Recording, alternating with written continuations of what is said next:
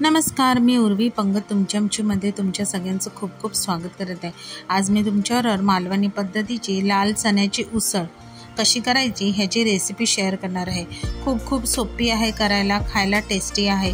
भात चपाती कशाबरोबरही तुम्ही ही उसळ खाऊ शकता। तर आता लाल चण्याच्या उसळीसाठी इथे मी पाव किलोपेक्षा जास्त चणे रात्रभर भिजत ठेवलेले आहेत आणि आता त्यामध्ये एक सालीसकट बटाटा चिरून घातलेला आहे।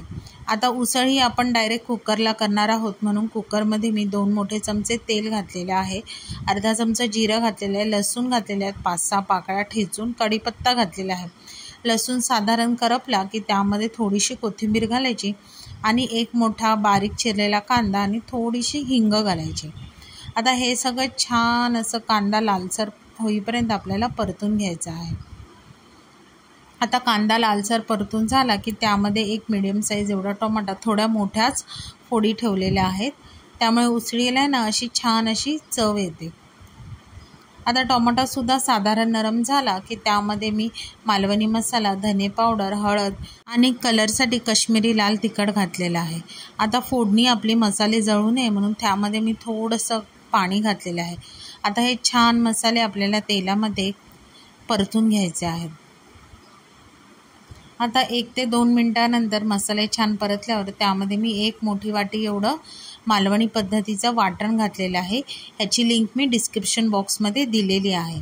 आता वाटणसुद्धा छान मसाल्यामध्ये परतल्यावर त्यामध्ये चण्यामधलं पाणी निथळून आपण हे चणे कुकरमध्ये घालायचे आहेत आणि चवीनुसार मीठ घालायचं आहे।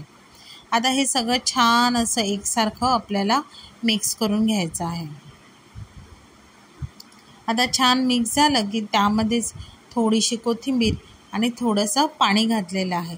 आता तुम्हाला जशी उसळ पातळ घट्ट जसं कन्सिस्टन्सी हवी तशी तुम्ही पाणी इथे ॲडजस्ट करू शकता। आता इथे आम्हाला थोडीशी पातळ हवी आहे म्हणजे भाताबरोबर आणि चपातीबरोबर सुद्धा ही खाता येईल। आता छान सगळं मिक्स करून झालं की त्यामध्ये कुकरला शिट्ट्या करायच्या आहेत, जवळजवळ 5 ते 6 किंवा चणे शिजेपर्यंत आपल्याला इथे शिट्ट्या करून घ्यायच्या आहेत। आता तुम्ही इथे बघू शकता चणा छान असा शिजलेला आहे। आता त्यामध्येच मी थोडीशी कोथिंबीर घातलेली आहे आणि पुन्हा असं मिक्स करून घेतलेलं आहे। चण्याची उसळ आता आपली तयार झालेली आहे। मस्त असा घमघमाट सुटलेला आहे। ही उसळ तुम्ही भाताबरोबर, भाकरी, चपातीबरोबर कशावरही खाऊ शकता। तुम्हाला अगदी डाळीची गरजसुद्धा लागणार नाही। तर नक्की तुम्ही ही माझी रेसिपी घरी ट्राय करून बघा। रेसिपी आवडली तर रेसिपीला लाईक करा, शेअर करा, कमेंट करा। चॅनलवर नवीन असाल तर चॅनलला सबस्क्राईब करा आणि अशाच नवीन व्हिडिओच्या नोटिफिकेशनसाठी बेल आयकॉनला प्रेस करायला विसरू नका। तोपर्यंत मस्त राहा।